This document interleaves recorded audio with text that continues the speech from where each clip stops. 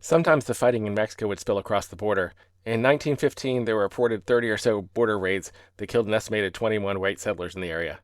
Likely in response, between August of 1915 and June of 1916, between 100 and 300 murders of Mexicans occurred on the border. Later investigations discovered the majority of these murders were all conducted by the Texas Rangers. One white Texan at the time reported, quote, "All the Rangers had was to get a suspicion on somebody, any little thing, and they would take him out, shoot him down." Even successful Mexican Americans were not immune to Texas Ranger violence. In 1915, Jesus Bazan and Antonio Lagora went to a Texas Ranger by the name of Henry Ransom to report they had been victims of an armed robbery, losing horses and supplies. Ransom listened to their stories and then shot them and ordered other Texas Rangers to leave the bodies where they fell as a warning.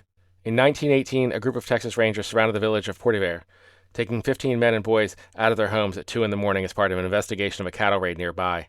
Despite finding only 2 weapons in the entire village, one of which was in the home of a white settler, the 15 men, all ethnically Mexican, were shot in cold blood, their bodies left in a field. In the days that followed, the roughly 140 people living in that village fled, many to Mexico, and soon after the entire village was razed by the Rangers. Investigations in the years that followed occurred in Congress and estimated that total between 300 and 5,000 ethnic Mexicans were killed by the Rangers between 1914 and 1919. History is awkward.